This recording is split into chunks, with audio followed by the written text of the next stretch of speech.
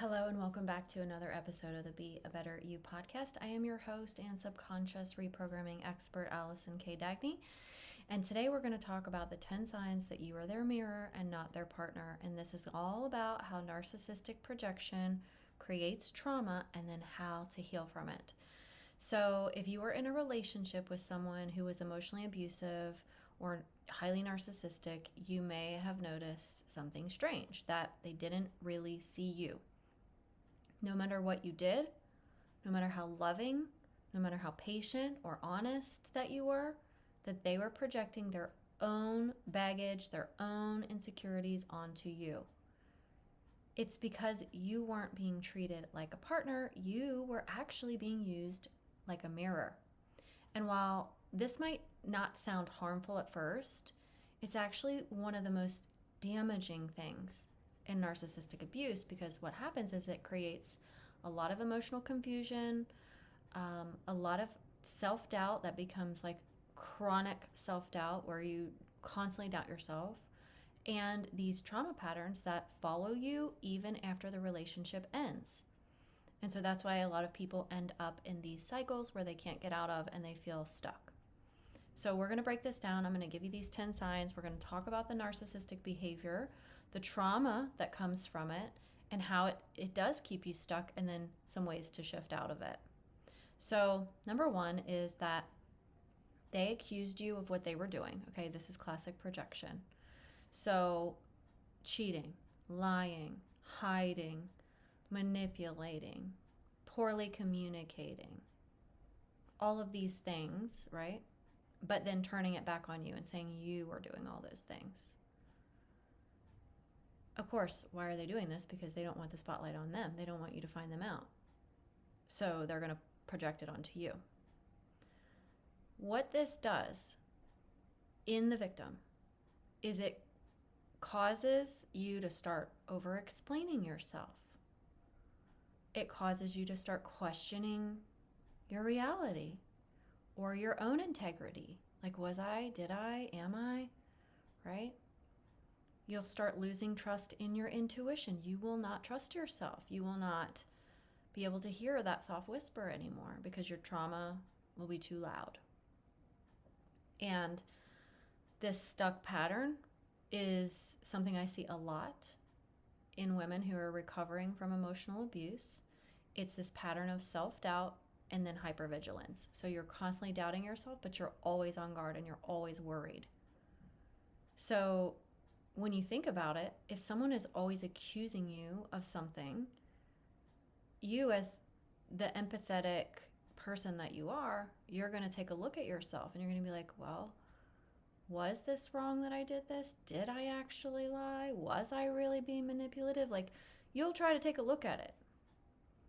And then over time, it just gets hammered and hammered and hammered into you. And then you start believing bad things about yourself.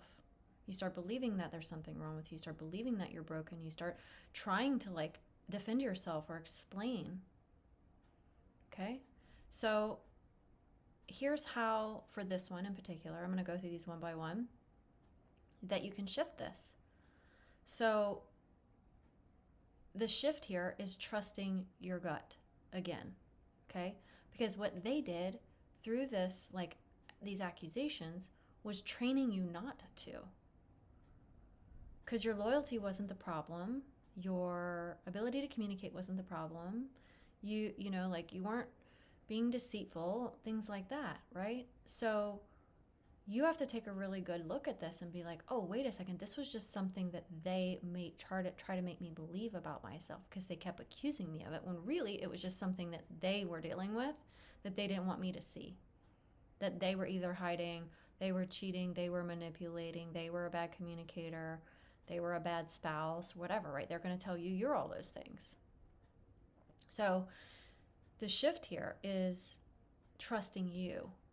You're going to have to go back in time and think about, wait a second, I was a loyal partner. I was a good parent. I was a good partner. I did all these good things, right? They just were trying to make me believe that I wasn't. So building that self-trust back up is going to be really key to help with this one. All right, the second one is when they called you too emotional or too much or too needy, right? Maybe you've heard this before. And what this looks like is really emotionally invalidating you. And the reason why is because it's deflecting from their own emotional avoidance. So they don't want to sit with their emotions. They don't want to acknowledge their feelings. They don't want to be vulnerable.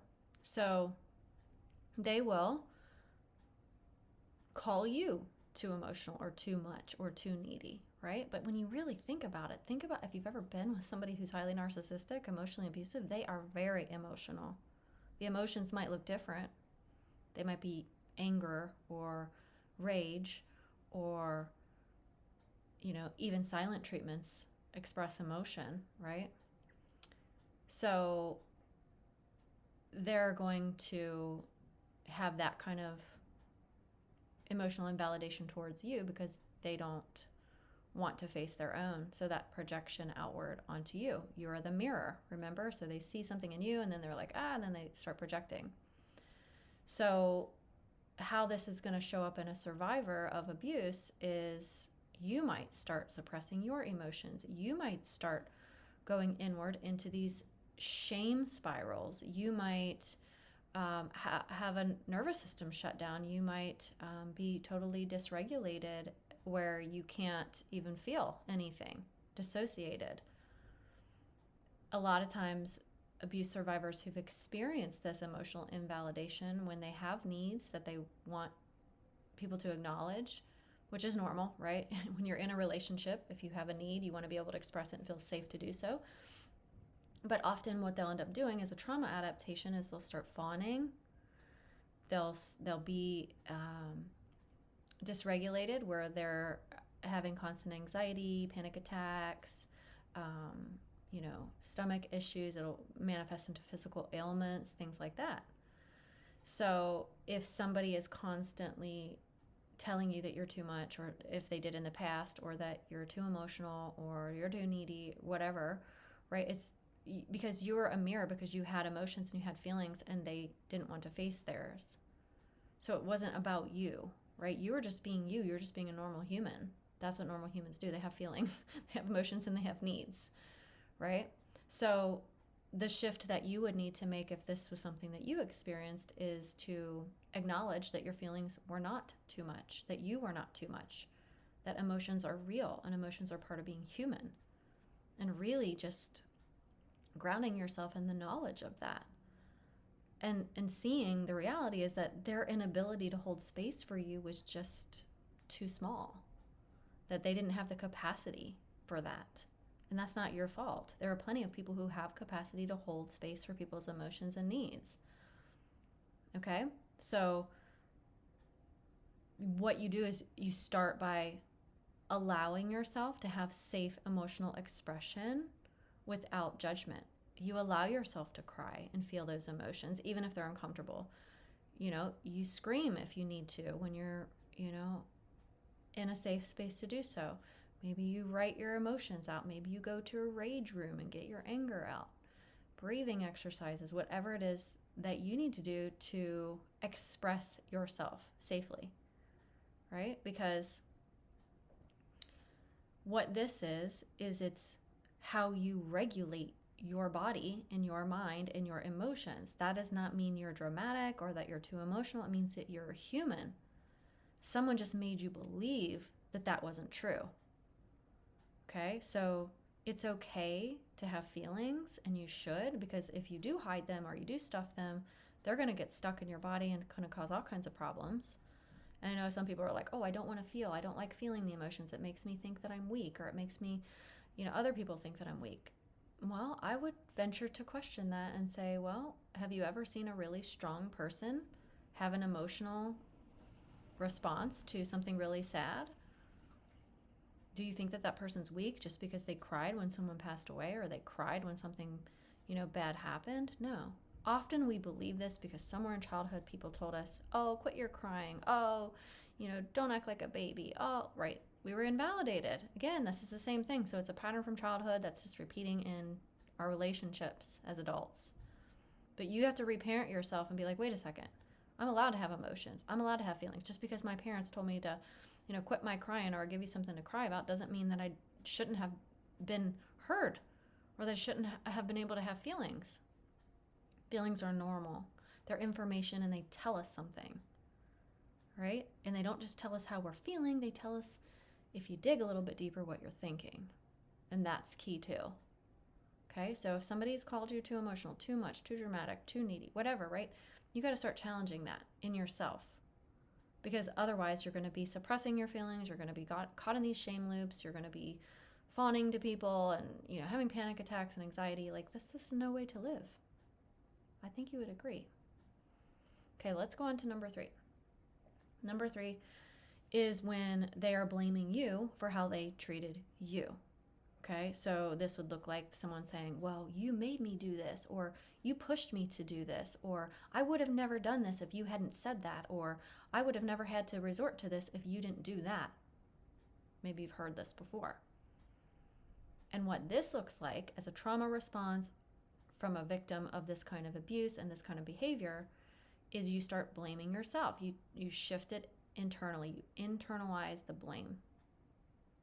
You lose agency over yourself. You think you are always the problem.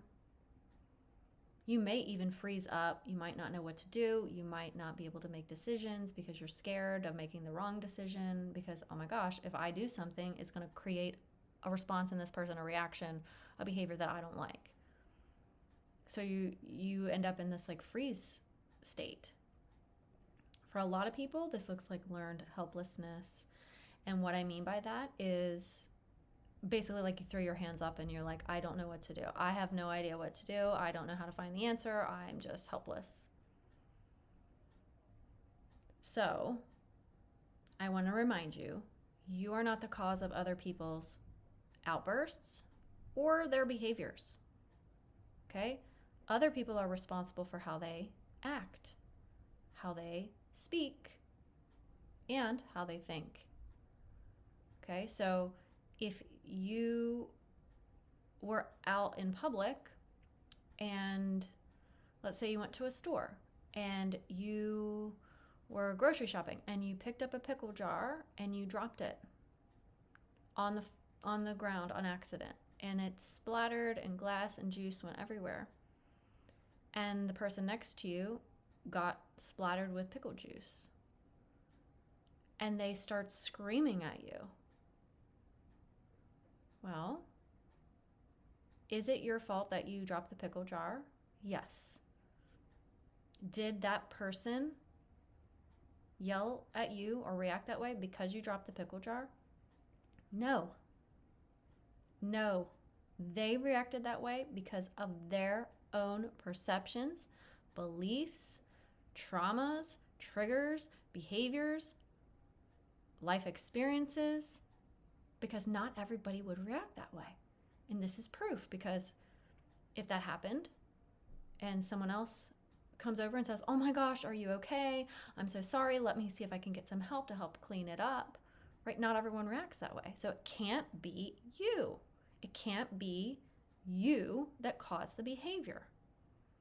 It's the other people, how they perceive things. It's the same reason why you react differently under different situations and circumstances. You and I might not react to the same event the same way. Okay? You're not causing the people to react that way. Okay? And you didn't when you were in the abuse either. So your job now is to separate cause and effect. To say, wait a second, yes, I said this. I did that. Right? You can say what the reality is, what the reality was. But you can also say how they reacted was not okay. How they reacted was actually more than not okay. It was actually abusive. Right? Because everyone's in control of themselves. You didn't force the person to start yelling at you. You didn't force them to have, a mental breakdown. You didn't force them to have a little tantrum. You can't force somebody to do that. That's something that's happening inside of them, and it's not your fault if other people react that way, just like it's not someone else's fault. I think about when my kids were little, and this was before I knew anything about subconscious healing or those subconscious drivers. And, when I would love to cook with my kids when they were toddlers and, little kids.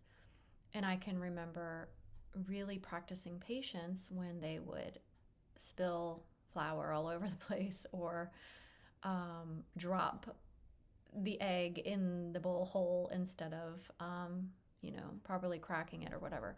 And there was a point in time that I can specifically remember thinking about when they did something that wasn't perfect or that was kind of a mess up, and then I would get frustrated.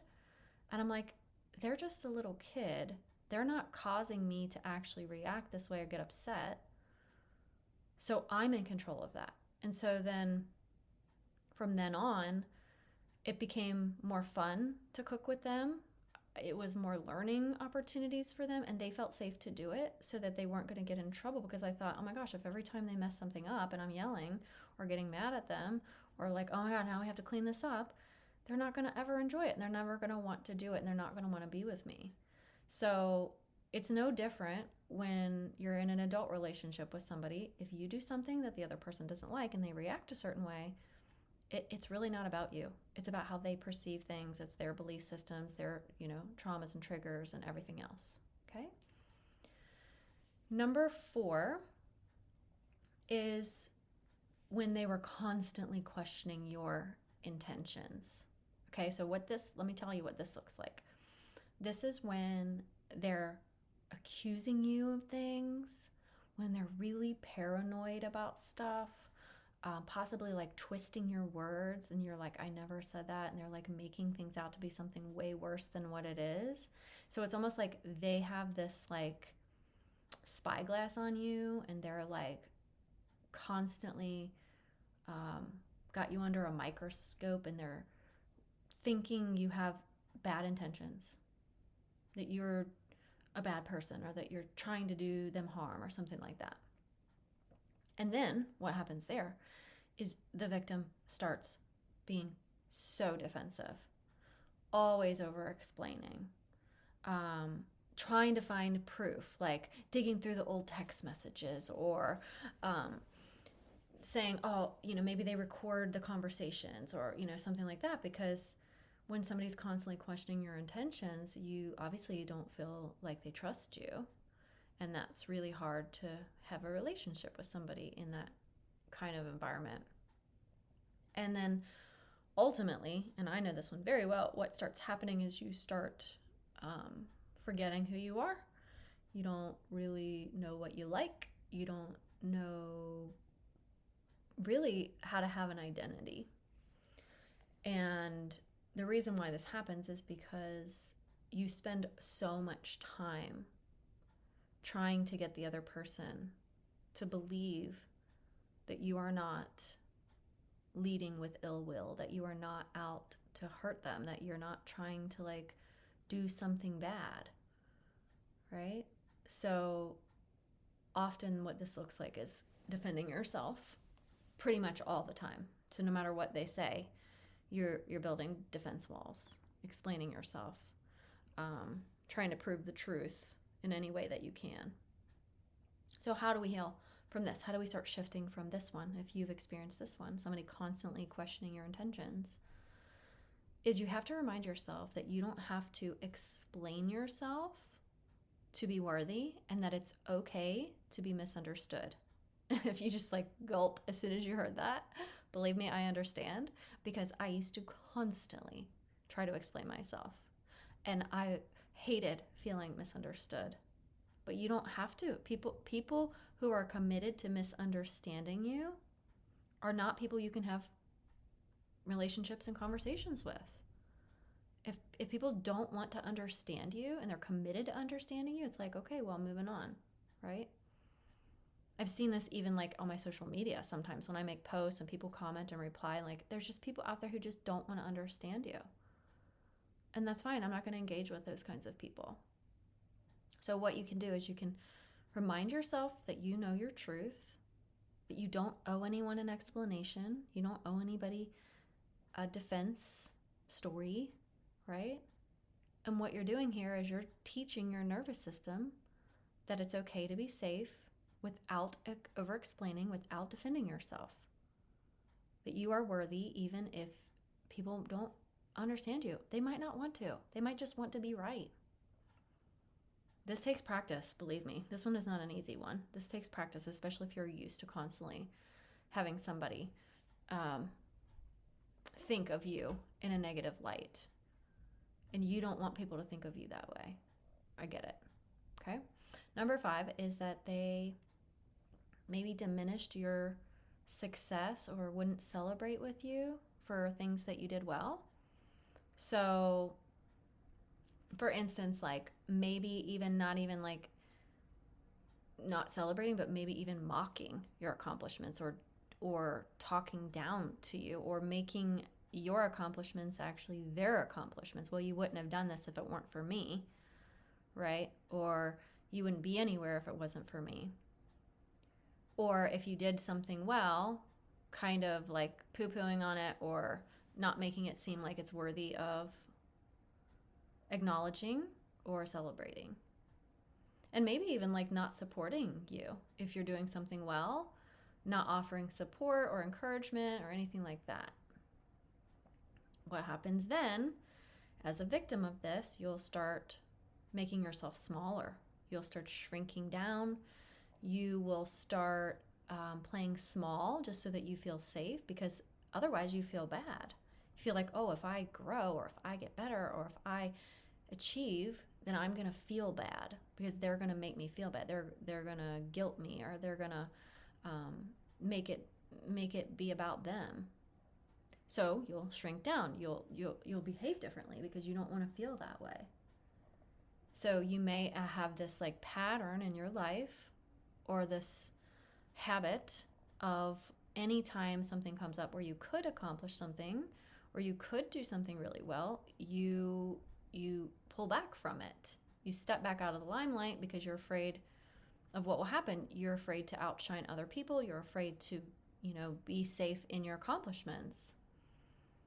But we need people to be successful. We need people to have these kinds of accolades and awards and growth opportunities. Like, this is important, right? So if you shrink yourself, you're not doing yourself a service, and you're doing the rest of the world a disservice too, out of fear, right? So if you want to think about this, like if you find that this is you, that you're in this pattern of like, oh yeah, I can't like achieve or accomplish because other people will feel bad or other people won't like it, right? Or I don't want to outshine other people. Well, you have to remember that your achievements, your accomplishments, you shining and being that beautiful person that you are, didn't dim anybody else around you. Okay? They are choosing not to do those things for themselves. So you shouldn't have to make your light smaller just so someone else feels better. Right? It's not your job to make other people feel better about themselves. So you're going to shrink yourself, right? It's different if you're going around being egotistical and being rude and being like, I'm better than everybody, but I know that's not what you're doing. You're just being you. And that's a great thing. So what you should start to do is begin to look at your success, your accomplishments, your achievements, not like it's a bad thing or like it's a threat to someone else. You need to look at it like it's what you're supposed to do. Like it's actually part of your base humanity. You're not supposed to be, just going through the motions of life. You can be the light. You can achieve. You can have accomplishments. And it's not on you to be small so that other people don't feel bad, right? That's on them. They have just as many opportunities to grow as that you do. We all have the same 24 hours in a day. Okay, so try shifting that if you feel like you're somebody who plays small because you try to avoid someone else like guilting you or making you feel bad about it. Number 6 is that they called you crazy when you questioned them. Crazy anytime, like, oh, you're so crazy. Like, it's such a diminishing, invalidating, and abusive kind of statement. And I used to be told this all the time. And this can also be like when people are gaslighting you, when you know something was real or something really happened or something was said or done, and then the other person tries to make you believe that that's not true. People get gaslighting confused all the time. I've talked about this before on my podcast, but a real easy example would be every time I came home, I'd put my keys on the key hook. My ex-husband never did. He always put his like somewhere in his room or on the nightstand or whatever. He runs out to go get in the car, doesn't want to go back and get his keys, so he grabs mine off the key hook.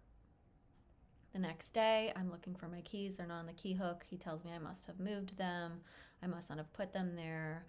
When I know that I always put my keys on the key hook. That's where I always put them every time I come in. But then I start questioning my sanity, because you probably moved them, and you're so disorganized and you're crazy and da-da-da, right? So that gaslighting piece, and then you start questioning yourself and you start questioning your reality. And then they will say things like outright, like that never happened, or you're lying, or that's not the way this went, or that's not what was said, right? And then just totally, the thing about gaslighting is gaslighting isn't just a lie, right? People will say, oh, you're gaslighting me because you're lying. The gaslighting is not just lying. Lying is lying, right? So we can call out a lie when a lie happens, and a lot of narcissistic people will tell you that you're lying. They'll say, you're lying. That's not what happened. It's when they make you believe that you're crazy because of that. That's what gaslighting is. When you start doubting your reality instead of you holding fast and saying, that's not true. I don't believe what you're saying. This is what happened. You're not saying the same thing as me, and we're in disagreement. And I'm not going to think that I'm crazy because of it, right? That would be you not being gaslit by someone. If you start falling into this trap of like, oh, maybe they're right. Maybe I did do that. And oh, now I'm like, that's what gaslighting is. Okay, so that's important to know. How does this look? What happens when you're gaslit like this and they're rewriting history all the time? That is the cognitive dissonance. So people, if you don't know what cognitive dissonance is, essentially when you've got two opposing views at the same time. Okay, and that's really, really difficult. It's so confusing. Your memory is like, oh my God, like you can't trust your memory. You can't trust the things that you said. You don't know like what's left from right, up from down. It's just so confusing. So if you've been in a relationship with any sort of person who has narcissistic traits, you know what this is like. It's a horrible, horrible feeling. Because you literally are just like, what's real and what isn't. And if you can't trust yourself, you end up leaning on them, and then they just make it worse. So a lot of times what I've seen, I saw this in myself, I see it in other people, this pattern of a fear of speaking up. You don't want to say anything. You don't want to talk. You don't want to bring things up. You don't want to have conversations with them or anything. It's like you retreat inside of yourself. It's so painful to experience that you just try to avoid it at all costs. And speaking up will not avoid it. So you clam down, close up, refuse to engage if you can. That's the pattern. But that's not a good thing, obviously. And how you start to change this is you have to remind yourself that you are not crazy, that you were being manipulated. And what I have done, and you can do this too, is you can track your reality for yourself, like journaling things, voice notes. I remember doing this near the end of my relationship with my ex because I felt like at least if I had something in my notes that I could refer back to, that I could go back and remind myself that I wasn't crazy. Like, wait a second, no, this is actually what happened. This is what he said. This is what we did, where we went, blah, blah, blah, whatever, right? That would keep me from going nuts like literally, because I felt like I was going crazy. I couldn't remember things. So that can be a really helpful thing to do, especially if you're still in the relationship. Afterwards, you may have to just go back and kind of rewrite that history for yourself. Remember, no, wait a second. I do remember that. That is not what happened. I did do this. He did do that, like that sort of thing. You have to remind yourself, I was not crazy. I was being manipulated. Okay, number 7. If you experience someone who hated your independence, this is a huge one. So if you wanted to make plans with friends, you wanted to go do things with people, you wanted to have fun, you wanted to start a business, like anything, like doing things on your own, like guilt tripping you when you did this, making you feel bad when you did this, or even if you wanted to do it, kind of like talking you out of it or telling you why you shouldn't be doing it, why the bad things could happen if you did do it, right? Hated the independence. So what this looks like is often like codependent behaviors. Like you'll feel guilty for doing self-care, or for wanting to have some time alone, or for wanting to start that business. You'll feel bad. You'll feel like you shouldn't want that for yourself. And you may end up like self-isolation. I have another podcast episode on that.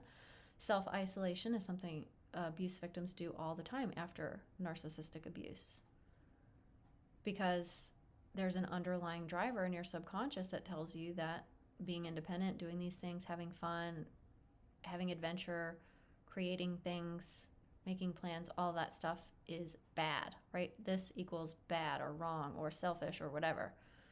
So you might start fearing freedom. You might start believing that independence and doing things on your own isn't safe, or that it's gonna cause problems in your relationship. So you might like over attach to new people. You might only want to be with them because it's scary to try to think about doing things on your own, right? This is something people experience. But you have to start reminding yourself that you're not selfish for having a life, for wanting to do things on your own. Like, that's okay. You're allowed to do that. And another really easy way to shift this is to reframe independence as safety, but not rejection. So what do I mean by this is when you think about like, it is safe to go out to dinner by myself. And you might even feel like, oh my gosh, I could never do that. I could never go out to dinner by myself. Like, it would be weird. It would be awkward. I remember I used to think this too, but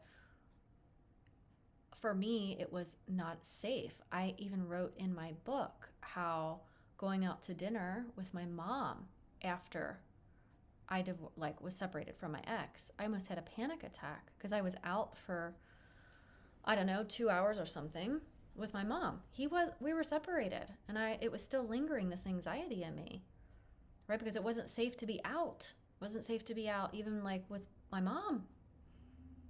That was scary. Like, it was not okay for my body. My nervous system totally rejected it.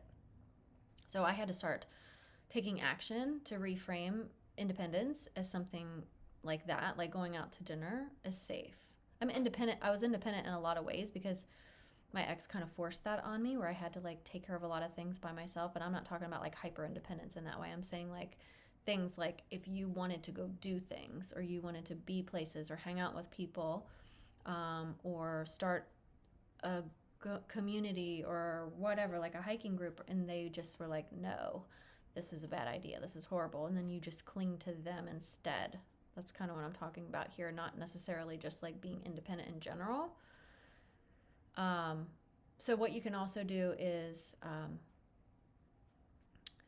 start to look at the things that you really like and that you want to do and take action towards that. So if you want to go out to dinner, you choose the restaurant and you go do it. If you want to go get a massage or a facial, or you want to go, I don't know, walk your dog, whatever you want to do. Like, how do you spend your time? Where do you want to go? What do you want to do? And like, start reclaiming those things and do it little bits at a time. Because when someone you're in a relationship with hates your independence, meaning they don't want, it's not really that they hate your independence. I guess I should rephrase this.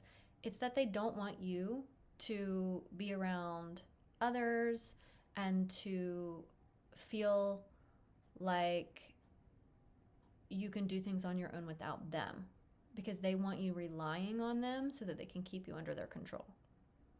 Hopefully that makes sense. Okay. Number 8 is when they punished you for having boundaries. Okay. So if you, now we need to distinguish between what boundaries are and what boundaries are not. Boundaries are always going to be about what you will do. Okay. They're not going to be you saying, you will not do this. That's not a boundary. That's a demand. Okay. Now, if you're in a relationship with someone, let's just use this example, and you say, you will not DM women on Instagram or Facebook. Let's say you set that out there, right? That's not a boundary. That is a demand. Okay. The boundary would be, hey, I don't like this if you message other women on Instagram. It is disrespectful to me as your partner, and I feel very uncomfortable with this. So if you choose to do that, because you have every right to choose that, you have every right to choose to do that. That's your choice. But my choice is going to be to end the relationship, because I do not want to be in a relationship with someone who disrespects me that way. Do you see the difference in the boundary here? Okay. So a boundary is just saying what you will do, not what they have to do. Okay. So if you set a boundary, like a healthy boundary, like I just said, like if you do this, then these are the consequences. This is what's going to happen, right? This is what I'm going to do. And then they start punishing you for that. They start saying, oh, you're controlling, or you're selfish, or you're mean, or you're a cold person, like whatever it is that they're saying, okay? Then they're starting to punish you for having boundaries. You have every right to have a boundary. Everyone has rights to have boundaries. But a boundary, again, isn't you imposing your wants, desires, needs, expectations on other people. It's saying, if you can't meet these things, that's okay. Or if you choose not to, that's okay. I'm just going to go out of the room if you keep talking to me like that. Or I'm just going to leave the relationship if you keep behaving that way. Okay? A boundary is always going to be about what you are tolerating, what you will or will not do in response to someone else. Okay? But if you experience this where they did punish you for having boundaries, you started to set boundaries, and then they're punishing you, you might find yourself in those fawning behaviors, having anxiety around setting boundaries, even like being afraid of it. Or you might just not have them at all. You might just be like, oh, okay, whatever you want, whatever you decide, I'm not going to do anything. But boundaries are healthy. Boundaries are very healthy because they demonstrate respect for yourself and love for yourself, right? Like, think about, like, if you had a child and you went to take that child to a babysitter or a daycare, right? You would tell them what your child can eat, what your child cannot eat. You would tell them what time they need to have their diapers changed, whatever, right? Like, you set those expectations. And if they say to you, oh, we're not doing those things, we don't do those things, you're going to take your kid and go to a different place, right? Because you're saying, if you don't adhere to these things, these boundaries, then I'm not going to engage. I'm not going to be here or be with you, right? So if you're willing to hold those boundaries for your own child, why would you not hold those boundaries for yourself? You love that child. You care for that child. You want that child to be taken care of. You've got to love yourself, care for yourself, and, have those same standards for you. So healthy people respect boundaries. They do not get mad or punish you for having boundaries. Okay? The pattern you might see if you are this person and you were punished for having boundaries is you might people please. You might just try to like go along, get along, do what everybody else wants, never express yourself, never say no, right? But abusive people see boundaries as threats to them because they can't control you. So you're going to have to remind yourself that saying no is not mean. Saying no is necessary for you to maintain respect for yourself. And if you're still feeling uncomfortable and your nervous system is like on high alert, even just thinking about saying no, like no is, it's okay to say no. You should let it sit in your body for a little while and like feel it, like really feel that feeling. Because I'm telling you, people who are on this people-pleasing journey, who are constantly just doing what everybody else wants, like they are sacrificing their self, their peace, their needs, their wants, their desires, and you become miserable when you do that. You should be allowed to set a boundary. You should be allowed to say no. And if no one's told you that, I'm telling you now, I'm giving you permission. Okay? It's okay to say no. It's okay to have boundaries. And remember, a boundary is what you say you will do. If someone behaves in a way or acts in a way that goes against your morals or your expectations, that sort of thing. Okay? Number 9 is when they will avoid accountability and kind of like rewrite the story to avoid accountability. So maybe you've experienced something like this where they will say like, that's not what happened, or you don't remember. You're remembering wrong. I have a better memory than you. You can't remember anything. I used to hear this all the time. Okay? So if I were to bring something up to my ex-husband and he didn't want to take accountability for it, didn't want to apologize or whatever, he would just flip it on me and tell me I don't remember and that's not what happened, and we'd end up in a 4-hour circular conversation. Now, what happened to me, and probably what happens to a lot of people in this situation, is you start doubting yourself, you numb out, dissociate, and you start really not only not trusting yourself, but not trusting other people. Because it's like part of you knows the truth, and you're like, I can't trust this person because they're just like, won't take accountability, and they're just like trying to blame me. But then you also don't trust yourself because you're confused, because you've got these two opposing thoughts at the same time.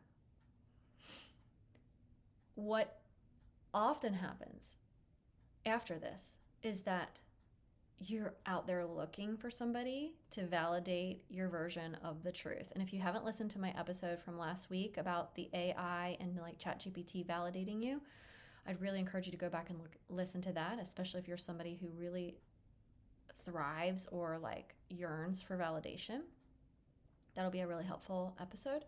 But this can become a pattern, right? When the other person wouldn't take accountability and then like would try to rewrite history, you just will, for anywhere you can, try to find validation. You're going to look for it, right? You might call friends, you might ask other people's opinions, you might consult ChatGPT or whatever, right, to validate your version of the truth. And I'm not saying we don't need to be validated. Of course we do.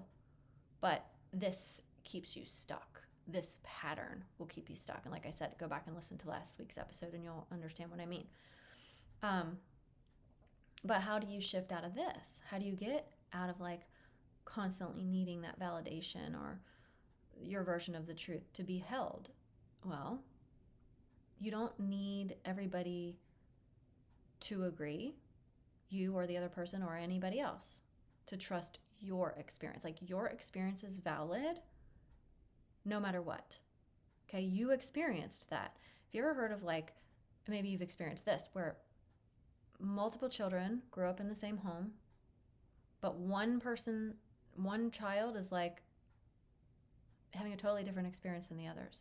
They'll say like, oh, mom and dad were horrible to me, blah, blah, blah, blah, blah. And I was raised like this. And the other kids were like, I don't know what you're talking about. I had a great childhood, right? Raised by the exact same parents and the exact same family, right? Your version of the truth is totally valid, and you can trust your experience. It is yours. So you would start by saying things like, I believe myself even if nobody does, right? I believe myself even if nobody believes me. And this might feel hard and difficult, and you might want that validation, that external validation. That's why people join communities. That's why people ask ChatGPT, go to therapy, things like that, right? But you've really got to trust yourself. You've really got to believe your own self. Because what are you doing when you're trying to get validation from others? You don't believe yourself. You're just looking outside of yourself for other people to do it for you. Okay, so start there. And then the last one that I want to share with you is that they never really saw you for who you were. And I'm going to explain what this looks like.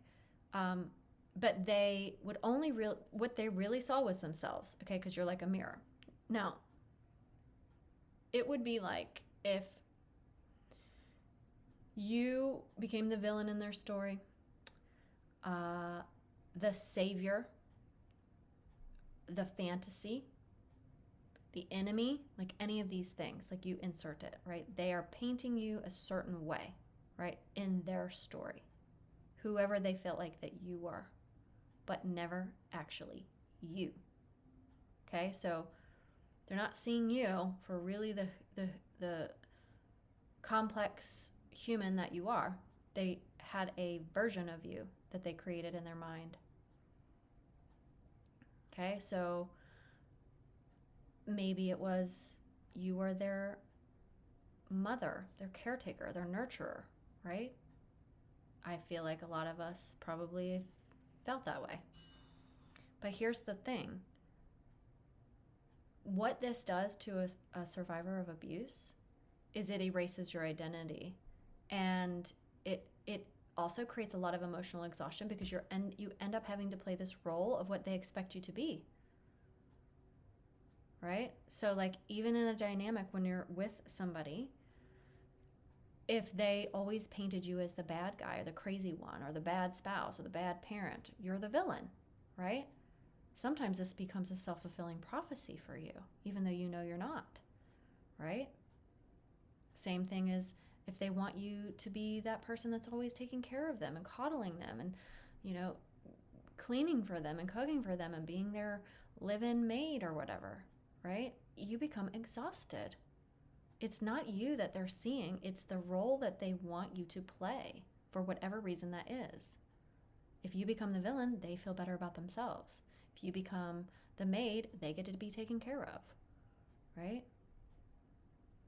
So if you've experienced this, you might feel like you don't know who you are.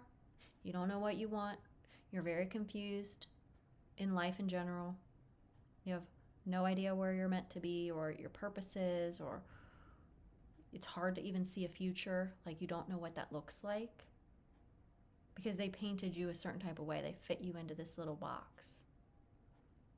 So if you felt like this, then you have to remember that you don't have to be that. You don't have to be what they projected onto you or painted you as.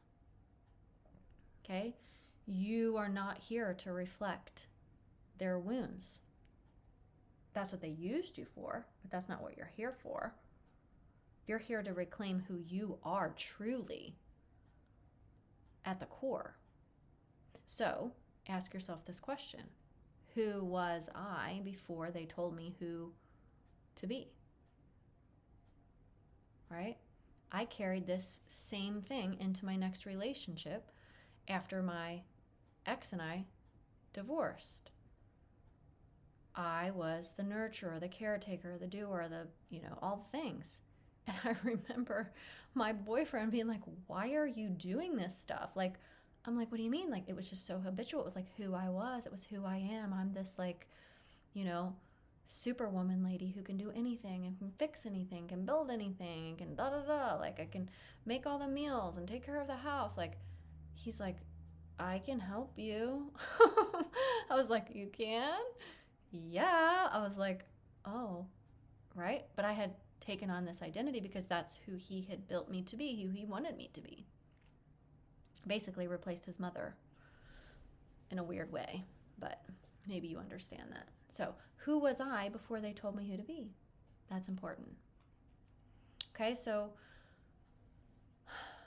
most of us don't just end up in these relationships by accident, okay? What we're doing is we're unconsciously, that's at 95% under the surface that we're not aware of, we're unconsciously looking for what feels familiar to us, okay? Not necessarily what's healthy or what's good, what's familiar, okay?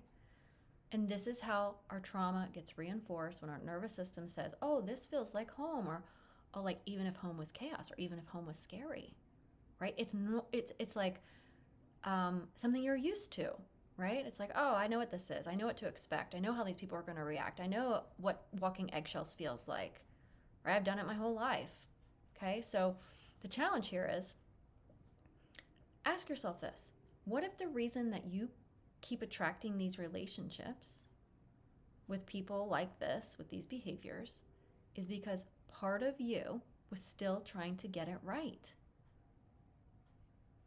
Okay? So, like, what if healing is not fixing other people or getting other people to change or be different, but releasing the identity that you took on just to survive? Okay? So the important thing to remember here is that this isn't about blaming you, like saying you attracted these horrible people to hurt you. No.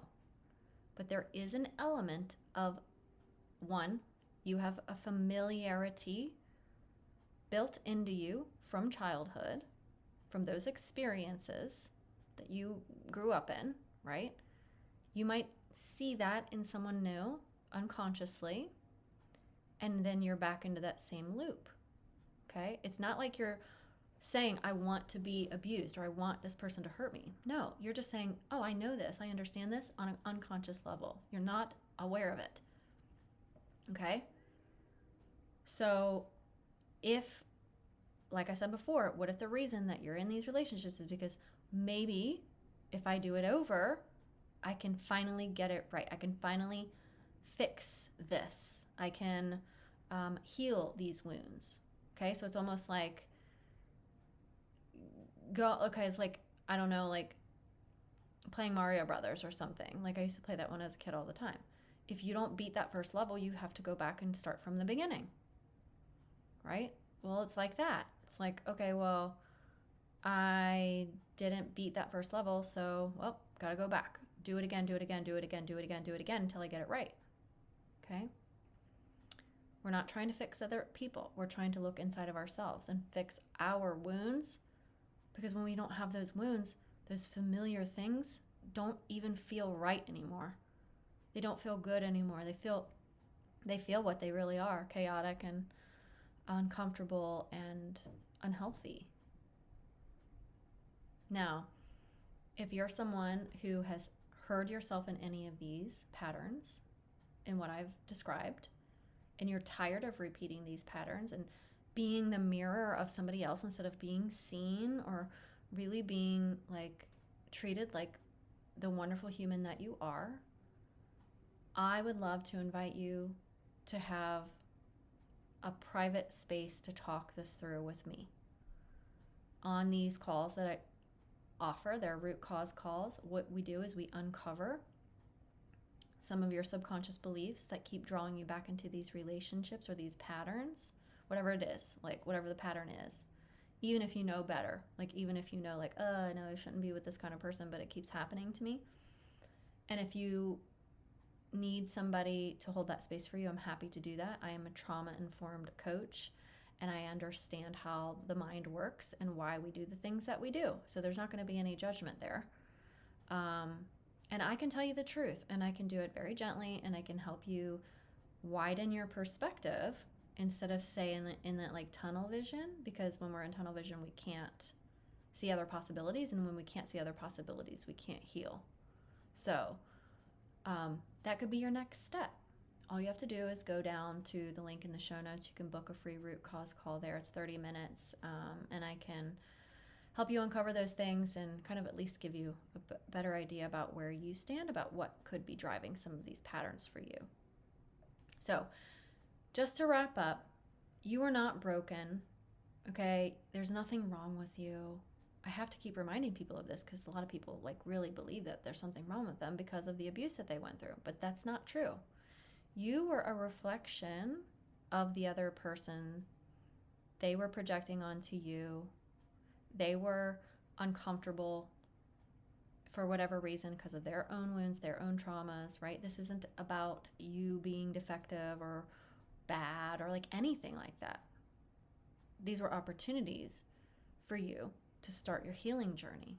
And hopefully, because you're listening to this, that's what you're doing. So now it's time for you to stop showing other people who they are, right? We don't need to tell other people who they are. You just need to become who you are. You just need to look inside yourself. That's where the healing starts. It's not in expecting other people to change. It's not in expecting the narcissist to be different, anything like that. You grow by going inside of yourself, healing those wounds, reparenting yourself, and being the best version of you that you can. Okay, so if you have any questions about this episode, if you want to dive deeper, talk about it in more detail or anything like that, you can always message me on Instagram or Facebook. I'm happy to chat there with you.